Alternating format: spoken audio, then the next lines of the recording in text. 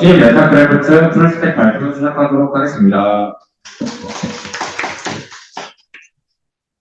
일단 목차부터 소개해드리도록 하겠습니다. 첫 번째로 팀원 소개, 그다음 프로젝트 사전 리서치, 프로젝트 계획, 프로젝트 개요, 또 메인 기능 설계 및 설명, 그리고 시연, 마지막으로 Q&A 하고 마무리하도록 하겠습니다.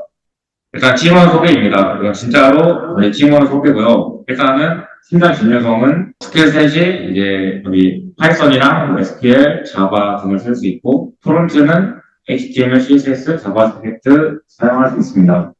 툴로는 이제 파이썬에서 데이터 분석할 때 쓰이는 판다스와 넘파이, 웹플러 라이브러리와 주피터 노트북 쓸 수 있고요. 자바로는 스프링 부트, 그리고 프론트로는 부트스트랩4 쓸 수 있습니다.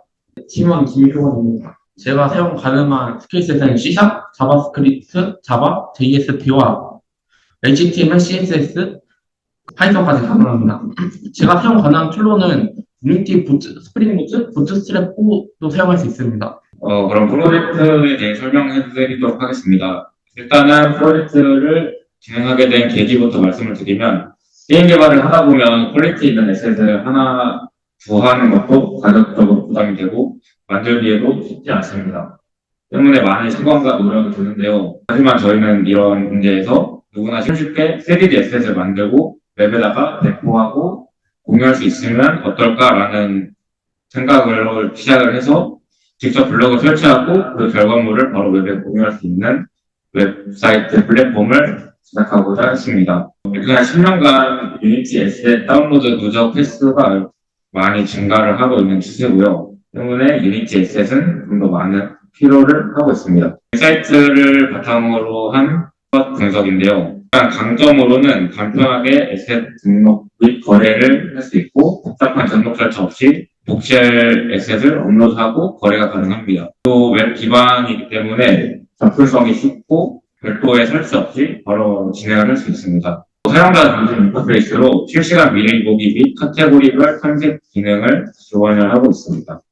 약점으로는 에셋 품질 관리 체계가 미흡하고 유서 행성 콘텐츠 기반으로 품질 편차가 발생할 수 있습니다. 오퍼튜니티로는 교육 커뮤니티 확장 가능성이 있고 복셀 에디터와 마켓 연계를 통해 제작 교육 플랫폼으로도 확장이 가능하고요.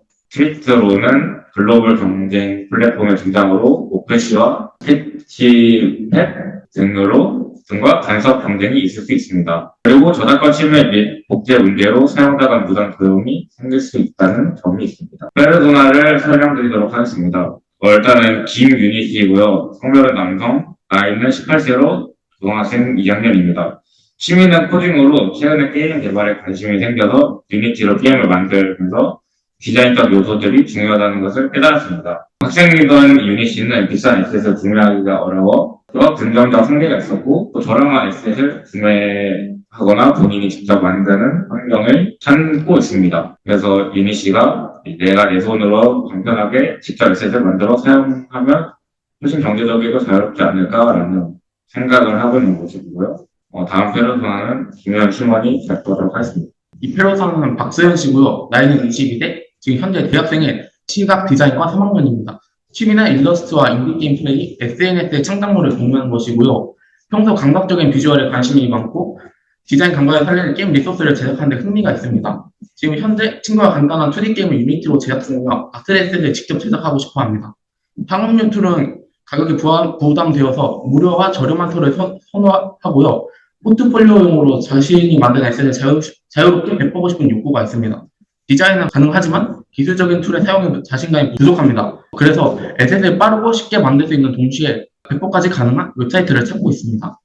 저희 프로젝트 처음에 계획했던 일정입니다. 2월 12일부터 5월 23일까지 하루에 4시간씩 개발을 진행을 했고요. 처음 이틀간 기획 및 작업을 했습니다. 그리고 15일부터 21일까지 디자인 제작 및 탐색을 하면서 동시에 레이아웃 구성을 진행을 했고요. 그러면서 또 동시에 2월 18일부터 5월 10일까지 백엔드 및 핵심 기능 개발에 몰두를 했습니다. 그리고 4월 1일부터 5월 8일까지 프론트엔드 개발을 진행했고요. 5월 12일부터 5월 22일까지 디버깅 및 수정 작업을 했습니다. 그리고 5월 22일부터 5월 23일 하루 동안 최종 점검 및 체크를 했고요. 팀원 역할을 분담한 것을 소개해 드리도록 하겠습니다. 일단 팀장 김윤성은 프로젝트 총괄을 했고 원활한 협업을 위해 커밋 메시지 포매팅과 브랜치 관리를 했습니다. 기술적인 곳에서는 회원가입, 로그인, 로그아웃 구현 및 시큐리티 작업을 했고요. 또 AWS S3를 이용해서 에셋 이미지를 업로드했습니다. 또 에셋 파일들을 zip 파일로 다운로드할 수 있는 기능을 자바스크립트로 구현했고 DB 설계 및 프론트엔드 제작 디자인을 하였습니다. 제가 이 프로젝트에서 했던 역할은 3D 에셋 제작 툴을 제작했고 이 유니티를 사용해서 3D 에셋 제작 툴을 스프링부트 프로젝트에 포함시켰습니다. 페이지 중에서 에셋을 미리 보고 업로드 및 출시, 제작된 에셋을 DB에 저장 구현을 했고요. 출시된 에셋 정보를 유저에게 제공하는 것을 했고 장바구니 UI 구성 및 삭제 버튼 기능을 만들었습니다. 또한 문의 내용을 이메일로 보내는 기능 또한 만들었습니다. 개발 환경에 대해 설명드리도록 하겠습니다. 일단 운영체제는 익숙한 윈도우 10과 11 운영체제를 사용했고요. 언어는 자바 17, 그리고 HTML, CSS, 자바스크립트, 또 SQL은 H2DB를 사용했습니다. 추가로 유니티를 사용했기 때문에 C샵도 사용을 했고요. 프레임워크 및 라이브러리로는 스프링 부트, 부트스트랩, 타임리프, 그레이드 8.2 버전을 사용했습니다. 이미지 올리고 서버도 올렸기 때문에 AWS S3와 라이트 세일을 사용했고요. 엔진 및 플로는 유니티를 사용을 했습니다. 협업 도구로는 서브와 노션을 사용했고 깃을 좀 더 원활하게 쓰기 위해서 깃크라켄이라는 웹앱 UI 사용을 했습니다. AI 플로는 챗GPT를 주로 사용했고 코파일럿을 이용해서 코드 에디터에서 바로바로 설정할 수 있게 파일럿을 사용했습니다. 디자인 쪽으로는 미리캔버스와 포토샵을 사용했습니다. 프로젝트 컨셉 소개를 드리도록 하겠습니다. 일단은 저희 팀명이 메타크래프트인데요. 메타는 비욘드, 즉 그 너머를 보는 시각을 뜻합니다. 또 크래프트는 단순한 제작을 넘어 창작의 본질을 크래프트하다라는 뜻의 메타크래프트라는 이름을 짓게 됐고요. 간단하게 시작하는 3D 에셋 제작이 주 테마입니다. 메뉴 용도를 설명드리도록 하겠습니다. 일단 에셋 제작이 있는데요. 웹사이트에서 에셋을 제작을 할 수 있습니다. 유니티를 사용해서 3D 복셀 에셋 파일을 제작 가능하고 제작한 에셋을 OBJ와 MTL 파일로 DB에 저장할 수 있습니다. 사용자가 원하는 과제를 자유롭게 선택하고 색상을 변경할 수 있고 그리드 형식으로 블록을 설치할 수 있습니다. 그리드 형식은 약간 마인크래프트처럼 칸이 나누어져 있는 걸 뜻하고요.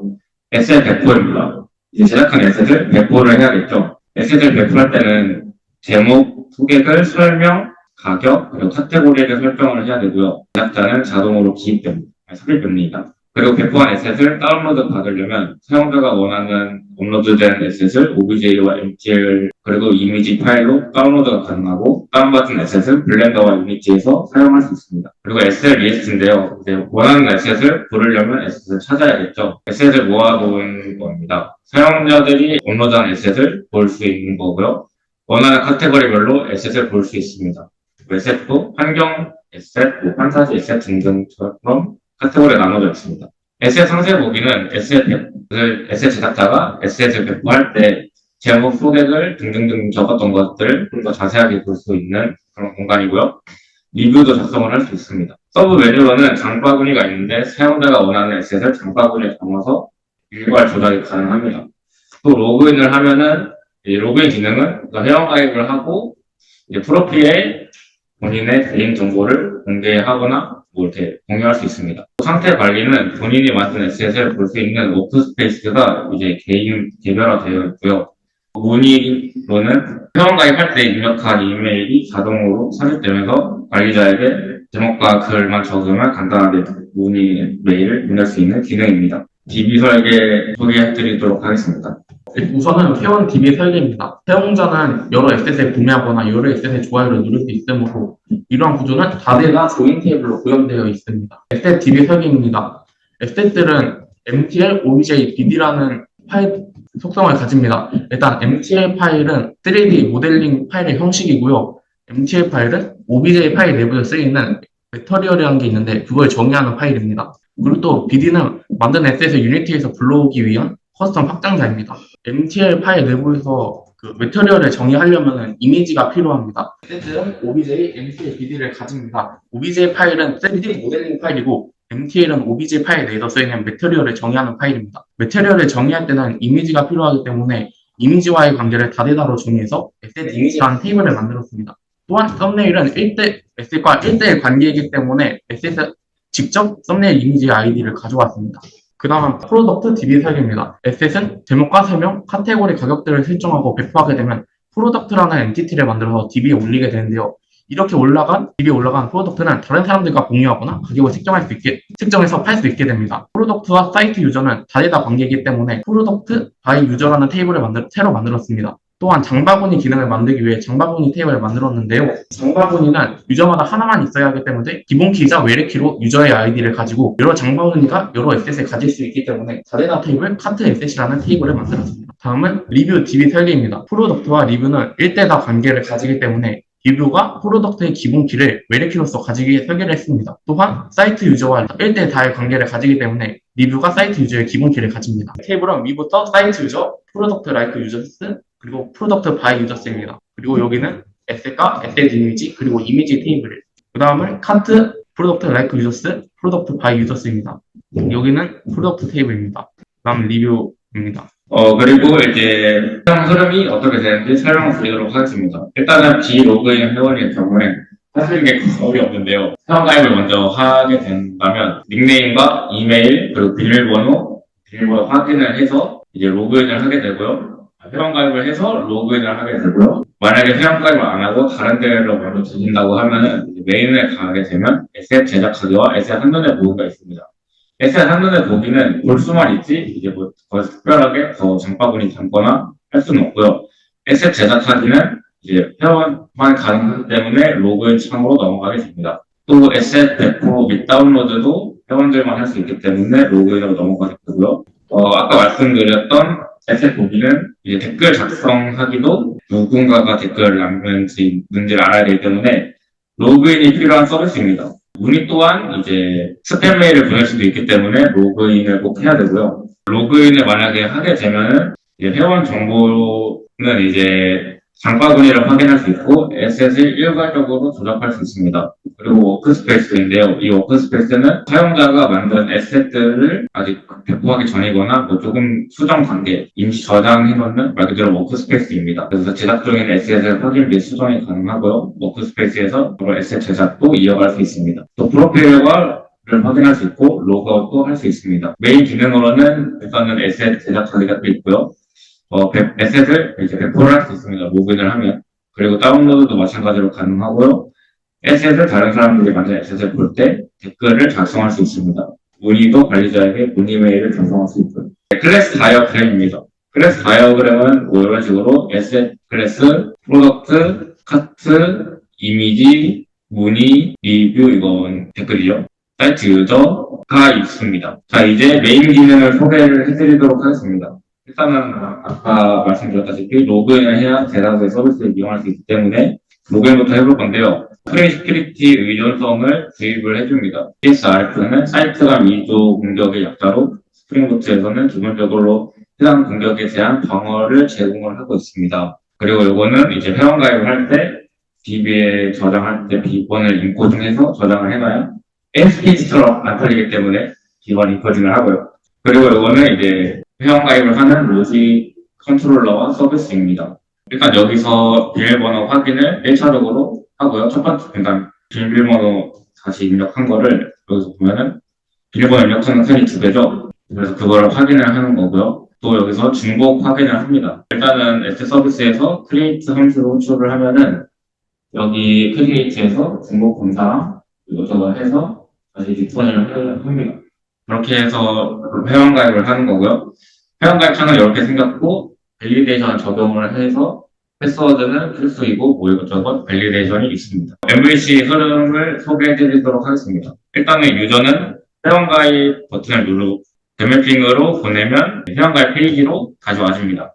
그러면 이제 정보를 기입을 하겠죠. 이건 포스트 매핑으로 보내는데요. DBA 아까 보셨던 서비스랑 거기서 유효성 검사를 해서 결과를 반응을 해줍니다. 그래서 그 유효성이 불만족하면은 방금처럼 빨간색으로 이런 경고를 띄웁니다. 그리고 다시 올바른 정보를 기입을 해서 요청을 보내면 이제 비밀번호도 이렇게 인코딩하고 유저 이름이랑 이메일을 총 3개를 DB에 저장을 합니다. 그리고 DB에 저장을 성공하면은 로그인 화면을 띄워주고요. 이제 로그인을 해봅시다. 로그인도 밸리데이션이 마찬가지로 적용되어 있습니다. 그럼 로그인하는 시큐리티 설정인데요. 대충 이게 로그인하는 거고 로그아웃 세션 완료시키는 기능입니다. 이제 이거는 로그인 시 스프링 시큐리티가 이제 로그 유저 바이 네임을 사용해서 자동으로 송출을 해서 DB의 사용자를 찾고 없으면은 예외를 던집니다. 이제 사용자를 찾아야 비밀번호를 제조를 하겠죠. 그리고 있으면 이제 저 함수를 호출을 해서 반환을 하고 스프링 시큐리티가 입력받은 비밀번호와 DB의 암호화된 비밀번호를 패스워드 인코더로 비교를 해서 그게 맞다면 통과를 시킵니다. 똑같이 로그인인데, 네, 로그인입니다, 이거. 로그인 MVC 패턴을 설명하도록 하겠습니다. 제가 로그인 페이지 또는 로그인이 필요한 페이지에 접속을 하게 되고요. 요청을 보내죠. 그러면은 거기서 이제 권한이 필요한 페이지인지 확인을 하게 됩니다. 그리고 그 여부를 권한하고 이제 로그인이 필요하다라고 하면은 이제 로그인 화면으로 유저를 보내게 됩니다. 그러면 그 유저는 아이디와 패스워드를 입력해서 포스트 래핑 보내고 포스트 래핑은 아니고 스프링 시큐리티에서 알아서 처리를 해준다고 하네요. 그래서 아이디 패스워드를 시큐리티에 전달하고 그거를 이제 DB에서 그러니까 입력한 아이디에 사용자 정보를 조회를 해서 패스워드 인코더로 비밀번호를 비교를 하게 됩니다. 그러면서 인증을 성공하면은 인덱스 또는 기본 페이지로 보내게 되고 로그인이 성공하게 되죠. 이제 에셋 제작하는 걸 설명드리도록 하겠습니다. 네, 에셋 기능인데요. 일단은 WASD로 움직이고 클릭으로 블록을 설치할 수 있고요. 여기서 마우스 드래그 앤 드랍을 아니면 그냥 클릭을 통해서 색깔을 바꿀 수도 있고 여기 있는 버튼을 눌러가지고 재질을 바꿀 수도 있습니다. 여기서 컴플리트 버튼을 누르게 되면 유니티 내부에서 with complete라는 함수가 실행이 되는데요. 그 설치한 블록들은 블록스라는 클래스로 리스트 안에다 저장이 되는데 데이터 매니저에 있는 export to obj BDMTL이라는 걸 통해서 문자열로 반환하게 됩니다. 그리고 이 반환된 거를 유니티와 맥과 통신하기 위해서 웹GL 브릿지라는 것을 사용해가지고 그 페이지 내부에 있는 숨겨져 있는 input 태그 안에다가 문자열과 이미지 파일들을 넣게 됩니다. 넣어준 후에 서밋을 하게 됩니다. 그렇게 에셋 빌드 컴플리트를 하고 이제 에셋을 저장을 해야겠죠. DB에다가. 일단은 에셋에 저장을 하려면 전체적인 업로드 흐름은 obj mtl dd images 파일을 이름을 가진 input 태그의 밸류 값들을 들고 와서 데이터베이스에 저장을 하게 되고요. 우선 obj와 mtl dd를 SNT를 만들어서 SNT 속성에다가 값을 넣어줍니다. 이미지스가 가진 이미지 파일들은 SSL 서비스를 이용해서 AWS SSL 버킷에 이미지를 돌립니다. 그리고 그 올린 이미지를 다시 URL로 가져와서 이미지를 사용하게 되고요. 이런 방식을 선택한 이유는 기업에서 이런 방식을 가장 많이 쓴다고도 하고 이미지 자체를 데이터베이스에 올리기에는 저희의 부담이 좀 클 것 같아서 URL만 저장하는 식으로 사용했습니다. 업로드하는 과정의 흐름을 설명해드리도록 하겠습니다. 일단 컨트롤러에서 리퀘스트 파람으로 obj mtl dd images 파일을 받고요. 여기서 누가 만들었는지도 알아야 되기 때문에 그걸 가져옵니다. 유저 서비스에서. 에셋 서비스에서 업로드 에셋을 호출을 하게 됩니다. 호출을 하면은 일단은 에셋을 하나 만들고요. 거기다가 set obj, set mtl, set bd, set maker로 obj 파일과 mtl, bd 그리고 만든 사용자를 저장을 하게 됩니다. 그리고 이제 파일을 SSL에 올린 이미지를 SSL에 올린 다음에 이거를 URL로 받아오는 과정인데요. 일단은 그걸 하려면 SSL 서비스라는 거에서 업로드 파일들을 호출을 해서 실행을 해야 됩니다.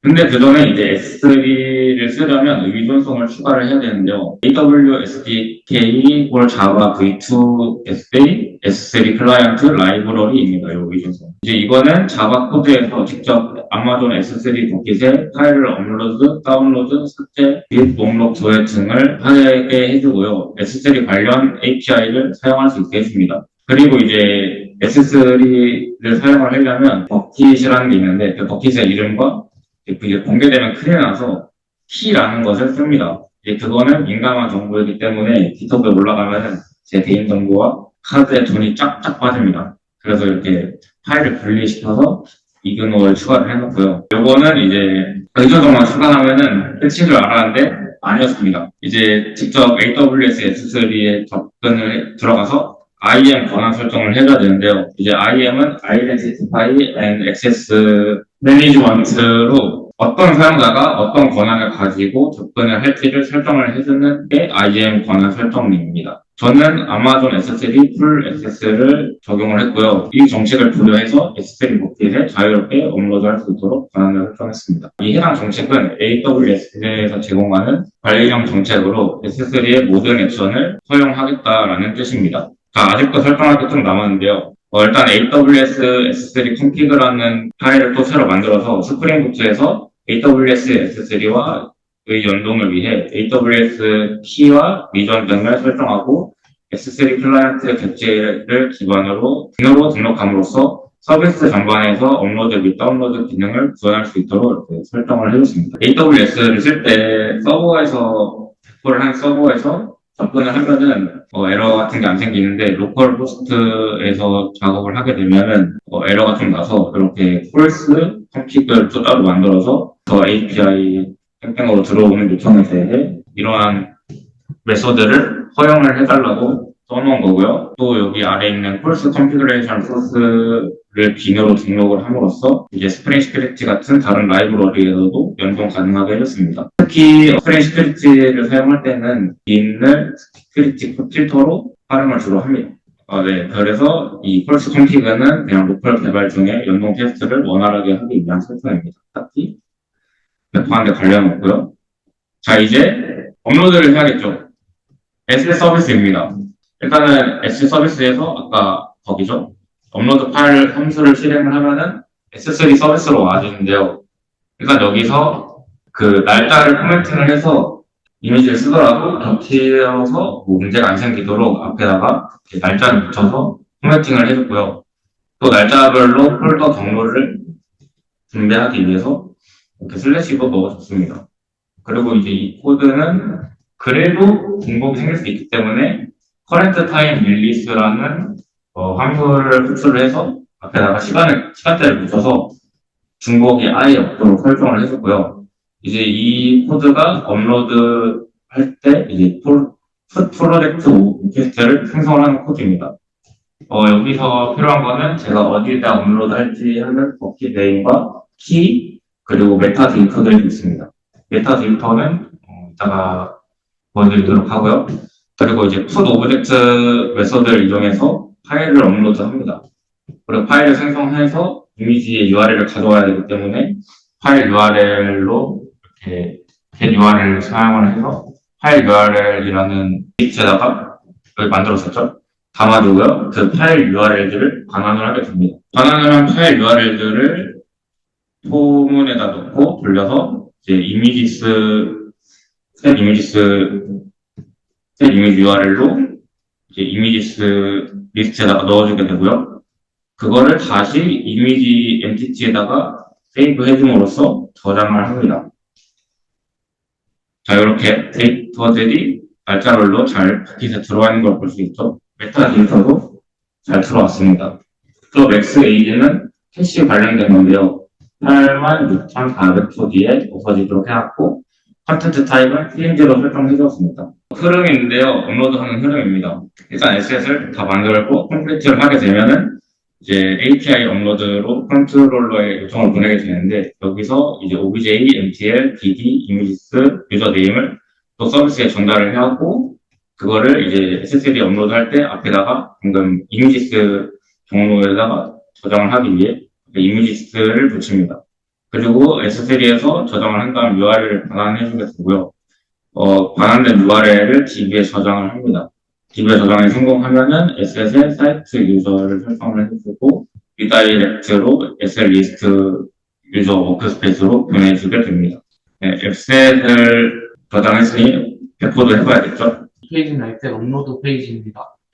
여기에는 그 엑셀 배포할 때 필요한 정보들을 볼 수 있는 것과 그 엑셀이 어떻게 배치를 했는지에 대한 것을 볼 수 있고요. 이거를 릴리즈 버튼을 누르게 되면은 DB에 올라가서 다른 사람들도 이걸 볼 수 있게 됩니다. 네, 이것은 이 엑셀에 사용된 이미지들인데요. 이제 엑셀에 사용된 이미지는 아까 설명드렸다시피 SW에 올라가서 URL로 가져오게 됩니다. 근데 SW에 접근을 해서 URL을 가져오려면 폴스 설정을 해줘야 되는데요. 그래야 접근이 가능해집니다. 그래서 여기에 폴스 설정을 한 제이슨 파일입니다. 걔를 가져와서 이미지를 붙여야 되기 때문에 그 메소드를 설정을 해줬고요. 그리고 모든 사용자가 볼 수 있어야 하기 때문에 이제 별을 찍어줬습니다. 여기는 리뷰 기능입니다. 여기서 그 리뷰를 적고 여기서 평점을 할 수 있는데 이걸 하게 되면은 이런 식으로 나오게 됩니다. 자, 그러면 이제 배포된 에셋을 다운로드 받아서 직접 써야겠죠. 이제 요 화면은 다운로드 받은 에셋이 이렇게 저장이 되어 있다라는 결과창이고요. 모델링에 필요한 OBJ, MTL, 이미지들을 G파일로 다운로드 할 수 있게 해놨습니다. 다운로드를 하려면은 또 S3 요청을 보내야 되는데 요것도 정책 설정을 해줘야 됩니다. S3 국제 정책 설정을 해줘야 됩니다. 첫 번째 거는 무료 찍는 거라서 보실 필요가 없고, 두 번째 설정이 모든 사람들에게 읽기 권한을 줌으로써 URL을 이용해 이미지를 다운로드 할 수 있게 해줍니다. 여기도 민감한 정보가 있기 때문에 다 가려놨습니다. 에셋을 다운로드하는 코드 과정입니다. 일단은 여기에 이미지 컨테이너라고 아이디가 있고, 타임리프를 사용해서 이제 어떤 데이터가 담겨 있는지를 이렇게 적어놨고요. 이제 에셋을 다운로드하는 과정은 자바스크립트 함수로 실행이 처음에 됩니다. 이미지 컨테이너에서 가져와가지고 이미지 URL을 빼내고 에셋 아이디 빼냅니다. 그리고 zip이라는 걸 사용했는데 이거는 JS zip이라고 외부 라이브러리를 사용을 한 겁니다. 에셋 다운로드인데요. 이제 가져온 URL에 접근해서 프록시를 통해 모든 이미지를 가져오는 과정입니다.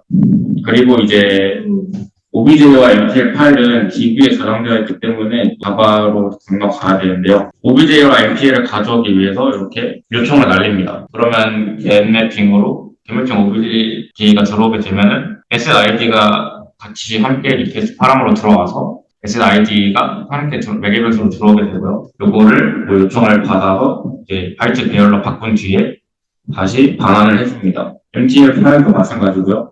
이런 과정이 끝나면 이제 zip 파일을 생성 및 다운로드를 해서 자동으로 다운로드가 되게 해줍니다. 클릭을 하면. 그래서 사용자가 요청한 SID에 해당하는 OBJ와 MTL 데이터를 조회한 뒤 리스폰스 엔티티 바이트 형식으로 변환하여 브라우저가 직접 OBJ 및 기타 파일들을 다운로드할 수 있도록 구현했습니다. 흐름입니다. 일단 유저가 다운로드 버튼을 누르면 다운로드 선택한 에셋의 아이디를 가져와서 이제 OBJ와 MTL의 그 아이디를 넣고 데이터를 조회하고요. 데이터가 반환되면은 이제 바이트 배열로 반환하면 동시에 헤더를 같이 리턴을 줍니다. 이제 그 헤더는 자동으로 브라우저가 다운로드 되도록 유도하는 거고요. 그렇게 하면은 이제 유저가 zip 파일로 생성된 파일을 다운로드 받을 수 있습니다. 이제 마지막으로 문의입니다. 우선은 그 문의 페이지로 들어오게 되면은 이메일은 회원 가입할 때 입력한 이메일로 자동 삽입이 되고요. 내 제목과 내용을 관리자 이메일로 보낼 수 있습니다. 이렇게 보내게 되면은 이 이메일로 문의를 보낼 수 있게 됩니다. 그럼 시연하겠습니다. 일단 인덱스 페이지입니다. 까리하게 두기 위해서 이렇게 동영상을 집어넣었고요. 이제 메타크래프트 에셋 스토어에 간단한 소개 클릭이 이렇게 있습니다. 이제 스리트 블록을 이용하고 create your own assets and share 하면서 에셋 만들고 공유하라고 문구가 써있네요. 아래로 내려보면은 좀 가장 인기 있는 무료 에셋, 이제 이 웹사이트를 만든 이유 자체가 금전적으로 에셋을 사기가 부담스러운 사람들한테 좀 더 다가가기 위해서 만들었기 때문에 상단에 무료 에셋 중에서도 인기가 많은 에셋들을 캐러셀로 보여주고 있고요. 이제 아래로 내리면 새로운 에셋들을 볼 수 있습니다. 이제 이거는 전체고요. 카테고리별로 이렇게 나눠서 볼 수가 있습니다. 이 아래는 약간 광고성 무언가인데요. 이렇게 25% 세일하고 있다고 하네요. 이제 이거는 최근에 업로드된 에셋들이고요. 이거는 가장 점수가 높은 에셋들입니다. 그리고 여기는 약간 소식들인데요. 일단은 뭐 이렇게 2025년 3월 15일 날 뭐 이런 일이 있었다고 하고요. 이제 인덱스 페이지는 여기까지 보도록 하고, 에셋 리스트, 그러니까 프로덕트 에셋들이 에셋 리스트 페이지로 가보도록 하겠습니다. 이제 에셋 리스트 페이지로 오게 되면은 일단은 가장 위에 현재 세일하고 있는 물품들이 이렇게 뜨게 되고요. 그 아래에는 이렇게 다양한 에셋들이 존재합니다. 카테고리별로도 볼 수 있는데요. 일단은 캐릭터 카테고리로 들어오게 되면은 이렇게 캐릭터 관련된 에셋들이 존재하게 됩니다. 이렇게 환경도 있고요. 프로스 비클스가 있습니다. 자, 그러면 직접 에셋을 만들어 보도록 합시다. 그 전에 로그인을 해야 되네요. 회원가입부터 해보도록 하겠습니다.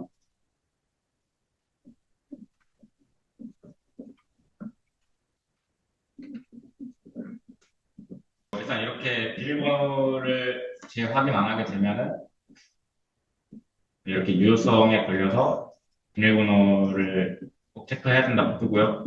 아마도 이 이름이 중복되어 있는 걸 알고 있는데, 중복이네요. D를 붙이도록 하겠습니다. 이렇게 유효성 검사를 할 수 있고요. 등록이 되면은 로그인 페이지로 가지게 됩니다. 이제 로그인을 할 수가 있고, 이제 방금도 유효성을 보여드린 겁니다. 그리고 이제 에셋 만드는 환경에 오게 되면은 이러한 그리드 형식으로 된 필드가 나오는데요. 우선 간단하게 나무와 똥을 그려보도록 하겠습니다. 이렇게 오른쪽에 보면은 자재들이 여러 가지 있는데 이제 사람들의 취향에 따라서 그래서 만들고 싶은 건축물에 따라서 자재를 고를 수 있고요. 전 나무를 원하기 때문에 이거는 갈색 기둥을 만들어주고 연두색의 무언가를 골라서 나뭇잎을 표현해 주도록 하겠습니다. 이렇게 WASD를 누르면서 이동을 할 수가 있고요. 이렇게 나무와 간단하게 하늘색 똥입니다. 그리고 이제 리무브를 선택한 상태에서 클릭하게 되면은 설치했던 블록들을 지울 수 있고요. 이 뒤로 가기 버튼을 눌러서 다시 롤백 할 수도 있습니다. 페인트는 색깔을 바꾸는 기능인데요. 이렇게 색깔을 선택한 뒤에 페인트를 클릭하고 바꾸면은 짜잔 하면서 색깔만 바뀌는 것을 볼 수가 있습니다. 딜리트 월 누르면 다 지워지고요. 빠르게 나무를 다시 그리겠습니다. 그리고 흰색을 누르면 색이 초기화 됩니다. 플레이스를 누르면 설치를 할 수 있는 모드가 되고요. 빠르게 나무를 다시 그리겠습니다.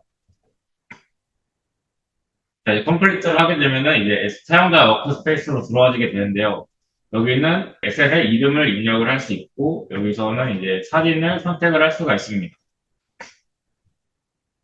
하고 세이브를 누르게 되면은 저장이 되죠. 그리고 이걸 배포를 한번 해보겠습니다. 점 3개를 누르시면은 릴리즈가 있는데요. 릴리즈로 배포를 하게 되면은 일단 여기서 만든 에셋을 간단하게 미리 보기를 할 수 있습니다. 움직이면서. 그리고 여기다가 설명을 적어보도록 하겠습니다.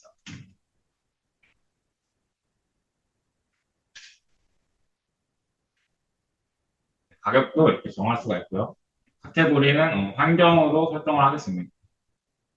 공개 릴리즈를 하게 되면은 샵에 들어왔을 때 이렇게 나무가 잘 표시되는 거를 볼 수 있습니다. 자, 그리고 이제 에셋 상세 보기를 해보도록 하겠습니다. 에셋을 클릭하게 되면은 이제 상세 보기가 가능하고요.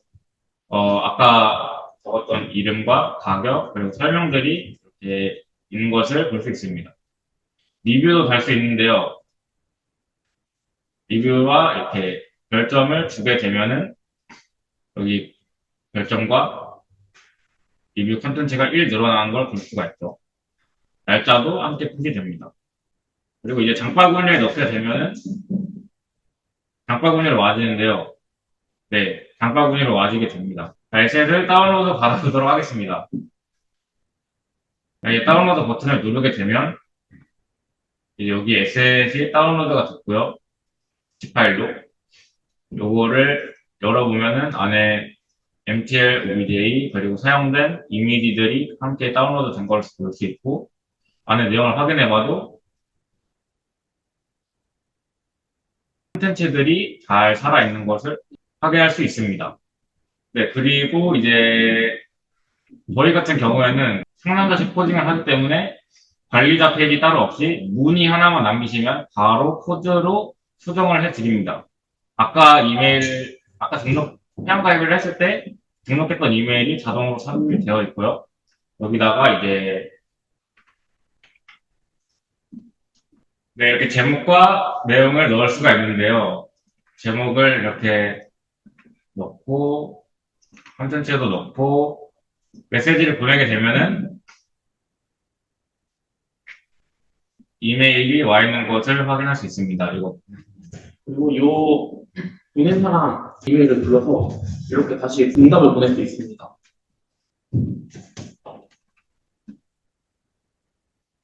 네, 시연은 여기까지 하도록 하고, 백엔드 코드 설명을 하도록 하겠습니다. 우선 이 코드는 에셋을 제작하거나 볼 때 그 페이지에다가 보이지 않게 그 권한을 넣었거든요. 그래가지고 그거를 가져오고 이거에 따라서 다른 씬을 로딩하게 합니다. 제작 툴에서 블럭을 설치할 때 그 블럭이라는 클래스로 만들어가지고 그걸 리스트로 저장을 하게 되는데요. 그러면은 이거 빌드 컴플리트가 그 컴플리트를 눌렀을 때 이 빌드 컴플리트라는 메소드가 실행되고 여기 데이터 매니저에서 익스포트 투 OBJ나 MTL, DB로 되게 되는데요. 그리고 이거는 설치한 블럭을 리스트로 저장을 하게 되고요. 그리고 이거를 익스포트 투 OBJ랑 BD, MTL을 통해서 문자로 번역, 인코딩을 하게 됩니다. 그리고 여기서는 그 리스트로 가져온 블럭들을 그 스트링 포맷을 이용해가지고 인코딩 시켜줍니다. 여기서는 샌드웰이라는 메소드를 실행시키게 되면은 여기 핀태그에 있던 그 서브젝트와 콘텐츠를 가져와가지고 관리자 이메일로 보내게 됩니다. 네, 그럼 지금까지 코드 설명 및 분석이었고요. 질문 받도록 하겠습니다. 그 웹에서 위기에 들어가는데 PC 사양을 하나요? 네, PC 사용을 좀 타긴 하는데 직접 블렌더나 다른 3D 툴을 깔아서 하는 것보다는 훨씬 더 효율적입니다. 저요. 네.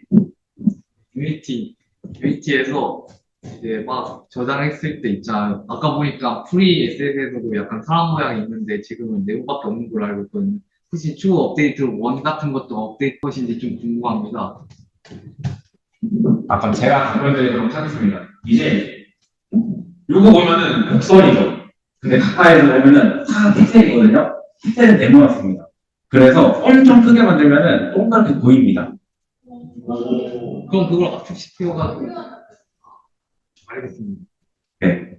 우리 프로젝트를 이제 팀원들끼리 같이 하면서 힘들거나 어려운 점이 있었다면 어떤 것이 있었고 그것을 어떻게 극복했고 앞으로 팀 협업했던 걸 바탕으로 해서 앞으로 개발에 어떤 영향을 끼칠지 한 명씩 대답을 해주세요. 일단 저 같은 경우에는 유니티 내부에서 어드레서블이라는 걸 사용하는데요. 일단은 그거를 웹으로 배포해서 사용하기 위해서는 S3 버킷에다가 어드레서블 빌드한 거를 올려야 했는데요. 그리고 웹에서 유니티를 쓸 때 그거를 로딩하는 형식인데 일단은 라이트 세일을 이용해서 그냥 포트 8080으로 그냥 배포를 하면은 그 CORS 그 보안 설정 때문에 HTTP는 그냥 접근을 할 수가 없었습니다. 하지만 없어가지고 그 엔진X라는 걸 사용해가지고 그 HTTPS로 해당 IP로 접근하게 되면은 엔진X로 로컬호스트를 돌려가지고 그렇게 나온 결과물을 유저한테 보내는 형식으로 그 S3 버킷에 접근할 수 있게 해결했습니다. 네, 그런 특수점이 있었는데 어떻게 그 혼자 해결하셨나요? 아니면 같이 토론을 해서 같이 해결을 하셨나요? 저 혼자 얘기하는데.